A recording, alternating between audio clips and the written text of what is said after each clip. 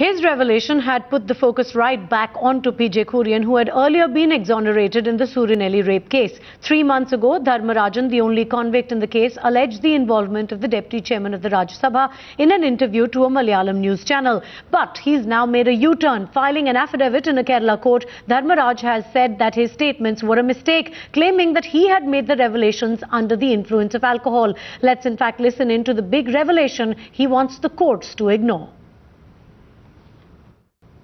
Well, a dramatic U-turn there from Dharmarajan. Pradeep on the phone with us with more details on this. Pradeep, what has suddenly prompted this U-turn and what does he really sort of blame that earlier revelation on?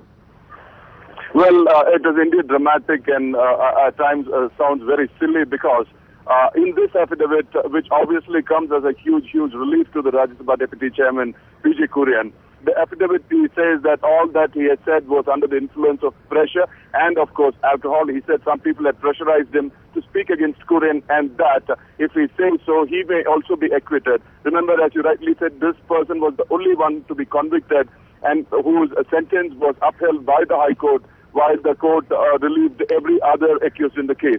As he said in the interview which we just played out to the Malayalam news channel, he has said that it was in his car that he had taken Mr. Kurian to the guest house in Idukki district near Kumuli, where he met the girl who was the victim in the Suryanelli case. Now, in the affidavit, he does a complete U-turn, as you rightly said. One, he claims that he has never seen Mr. Kurian for real and he has seen only Kurian on television. Number two, he never had owned a car, nor did he travel with Kurian in anybody else's car. So it's a clear U-turn. He completely retracts all the allegations, all the statements, all the stories that he had given in the interview, and now it was as good or bad as giving a clear chit to the Rajya Sabha Deputy Chairman. And as you rightly said, the revelations made by him in this interview had brought the focus back on Kurian, who was already under pressure following the Supreme Court ruling and all the commotion and all the controversy that broke after the Delhi rape case. But now this comes as absolutely a relief, and it indeed is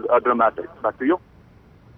Well, exactly. Like you're saying, Pradeep, it's a dramatic U-turn, which in turn, in fact, gives huge relief to PJ Kurian. Remember, the revelations earlier given by Dharmarajan had put the focus right back onto PJ Kurian, who had earlier been exonerated in the Suryanelli rape case. Let's listen in to that statement of Dharmarajan once again, which he now wants the courts to ignore.